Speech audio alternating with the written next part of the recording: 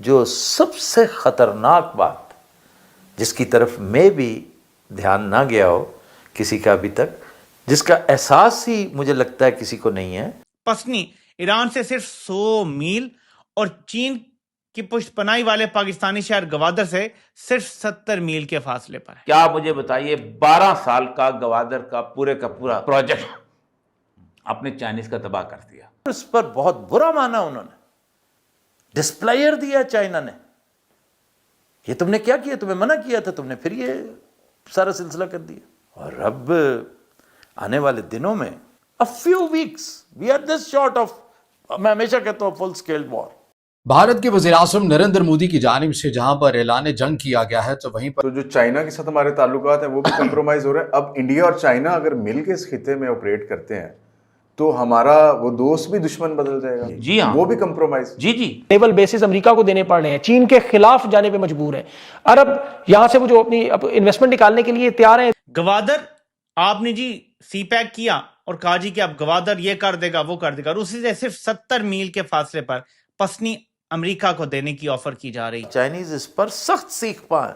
पाकिस्तान ने चीन का सबसे बड़ा सपना उसके कट्टर दुश्मन देश अमेरिका को बेच दिया है। जी हां, मैं बात कर रहा हूं सी पैक की। पाकिस्तान ने फैसला कर लिया है चीन से गद्दारी का, चीन को धोखा देने का। क्यों अपना मुंह छुपाते फिरेंगे, जो मुंह पर स्याही मलकर ये वापस आए। अब ये तकरीबन तय है कि इंडिया किसी न किसी वक्त पाकिस्तान से कोई झड़प जरूर करेगा और उसका मकसद ये है कि पाकिस्तान के या आज़ाद कश्मीर के किसी हिस्से पर कब्जा किया जाए।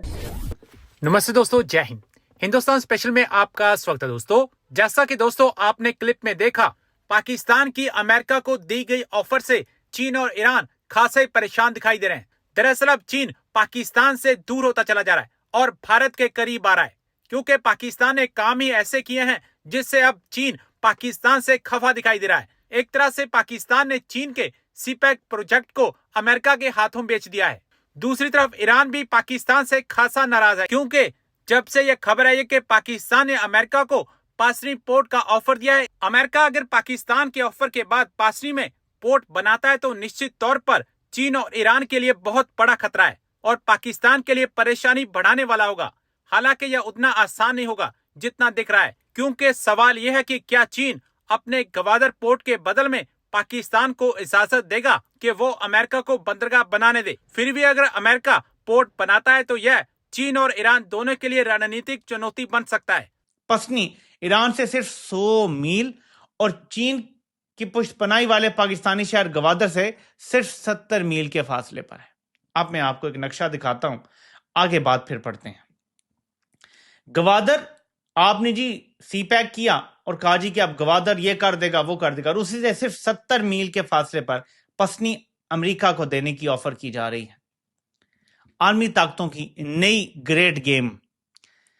अमेरिका कब से मांग रहा है कि चीन के साथ जो तुमने सी पैक किया है वो खत्म करो, बंद करो और हमें दो ये, और फिर देखो हम ये तुम्हें देंगे वो देंगे, डॉलर आएगा। डॉलर कैसे आएगा? कर्जे की सूरत में कर्जा देंगे, तुम्हारे लिए आसानियां करेंगे, तुम्हारी नाजायज हर बात मानेंगे। पाकिस्तान ने फैसला कर लिया है चीन से गद्दारी का, चीन को धोखा देने का। क्यों? उसकी वजह यह है कि सितंबर के महीने में जब पाकिस्तान के फील्ड मार्शल आसिम मुनीर और पाकिस्तान के वजीर आजम शहबाज शरीफ अमेरिका में मौजूद थे, तो वहां से ये तस्वीर जो आपको नजर आ रही है ये बहुत वायरल हुई थी। इस हवाले से सवालात और चहमगोइयां भी हो रही थी कि आखिर field marshal Asim Munir Donald Trump को क्या दिखा रहे हैं। ये जो field marshal Asim Munir Donald Trump को दिखा रहे थे, अब खबरें ये आ रही हैं कि इसका सौदा होने वाला है। दोस्तों, फील्ड मार्शल आसिम मुनीर अमेरिकी सदर को रेयर अर्थ एलिमेंट्स दिखा रहे थे। ये जो रेयर अर्थ एलिमेंट्स है, इसका चाइना से क्या ताल्लुक है? चाइना जिसकी मोनोपोली है दुनिया में तकरीबन 80% जो रेयर अर्थ एलिमेंट्स है उसके जो प्रोडक्ट्स है वो चीन बनाता है। चीन की जो मैन्युफैक्चरिंग है उसका इन्हिसार RRE रेयर अर्थ एलिमेंट्स पे है। लेकिन अब पाकिस्तान ने अमेरिका को ऑफर की है कि हम आपको RRE रेयर अर्थ एलिमेंट्स तक एक्सेस देंगे। बलूचिस्तान के अंदर ये कसीर तादाद में मौजूद है, वहां पर आप आइए, वहां पर हम एक आपको पोर्ट देंगे। पसनी का पोर्ट, ग्वादर का जो पोर्ट है जो कि पसनी से सिर्फ 70 माइल्स के दूर पे है, 70 मील दूर है, उससे 70 मील दूर यानी पसनी की जगह पर अमेरिका को ऑफर की जा रही है कि आप आइए, वहां पर पोर्ट बनाइए, $1.2 अरब की इन्वेस्टमेंट कीजिए और वहां से जो बलूचिस्तान के रेयर अर्थ एलिमेंट्स है उनको लेकर आप अमेरिका चले जाइए। यहां पे दिलचस्प बात क्या है? दिलचस्प बात है स्ट्रेटेजिक लोकेशन। दोस्तों, एक लाइन में चाबार पोर्ट है ईरान का, फिर ग्वादर पोर्ट है और उसके बाद पसनी पोर्ट बनाने का प्रपोजल है, मंसूबा है। अब जो ग्वादर और पसनी है उसका जो फासला है वो 70 मील का है और पसनी से लेके जो चाबार ईरान का पोर्ट है उसका फासला 100 मील तक है। यानी एक ही लाइन में 3 पोर्ट्स हैं। अगर ग्वादर के होते हुए क्या जरूरत है कि हमें पसनी को डेवलप करें? भारत के वज़ीर-ए-आज़म नरेंद्र मोदी की जानिब से जहां पर ऐलान जंग किया गया है, तो आपने नोट किया होगा कि पाकिस्तान के अंदर भी और भारत के अंदर भी इस वक्त मिसाइलों की बातें ज्यादा की जा रही हैं। फिर यहीं पर यह सवाल उठ रहा है कि क्या इस बार जो नई कशीदगी होनी है वो जंगी तैयारों की नहीं, क्या मिसाइलों की होंगी? सर क्रीक और कश्मीर का जो महाज है वो दोबारा से दहकने वाला है और पाकिस्तान क्यों कह रहा है कि इस बार जो हमले होंगे मरकजी शहरों के अंदर होंगे? इन तमाम चीजों के पर आज के इस व्लॉग में बात करनी है। दिनों में यह बयान देख लिया भारत के वज़ीर-ए-आज़म नरेंद्र मोदी का कि हमने जंग नहीं रोकी है बल्कि फकत हमला रोका है। और जाहिर है ये एक बयान ऐसा है जो इन तमाम चीज़ों को इंडिकेट कर रहा है कि जनूबी एशिया की जो सूरत हाल है वो एक नए फेज के अंदर दाखिल होती भी जा रही है, जहां पर भारत का, ये मोदी सरकार का जो जंगी जुनून है वो एक बार फिर सर चढ़कर बोलने लगा है। मेरे सामने कुछ बयानात हैं, मैंने वो आपके सामने रखने हैं, फिर उसके बाद पाकिस्तान का भी एक रद्द-ए-अमल है और क्यों ये बातें की जा रही हैं कि इस बार जो एक नया फेज मुमकिना तौर पर शुरू हो सकता है वो मिसाइलों का फेज शुरू हो सकता है। इसके अंदर ड्रोन या मिसाइलों का कलीदी किरदार होगा।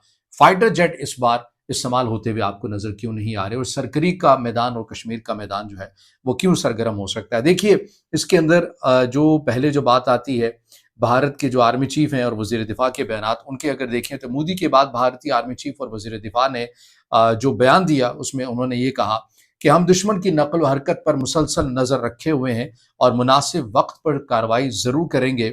जबकि वजीर दिफा ने एक ऐलान किया कि भारत अपनी जो प्री स्ट्राइक की स्ट्रेटेजी है, यानी ठीक निशाने वाली और तमाम कार्रवाइयों की सलाहियत वाली, यानी पहले से ही हमने प्री स्ट्राइक का इरादा रखना है। ये वही बयानियां है, ये वही मीडिया का नैरेटिव है, ये वो तमाम चीजें हैं जो बालाकोट हमले से भी पहले हमने देखी या जो हमने रिसेंटली जो कॉन्फ्लिक्ट हुआ दोनों ममालिक के माबैन, उससे पहले भी एक जो जंगी माहौल हमने देखा, उस वक्त भी ऐसे ही बयानात आ रहे थे और अभी भी आपने देखा कि ऐसी तमाम जो चीजें हैं वो आपको बनती हुई नजर आ रही हैं। तो लिहाजा इस बार जो मुमकिन एक स्ट्रेटेजी बनाई जा रही है वो या तो ड्रोन की बनाई जा रही है जो कम लागत होते हैं, नुकसान भी हो जाए तो भी कोई मजाका नहीं, और दूसरा मिसाइल आपको पता है कि एक तो पाकिस्तान और भारत के बॉर्डर भी बिल्कुल साथ जुड़ते हैं, तो दुनिया का कोई ऐसा जदीद तरीन दिफाई निज़ाम अभी तक है नहीं है कि अगर दोनों साइड के ममालिक मिसाइल एक दूसरे के ऊपर दागते हैं तो वो उन्हें नाकाम भी बना सके, क्योंकि फासला भी बहुत कम है, दूर से भी मार किए जा सके।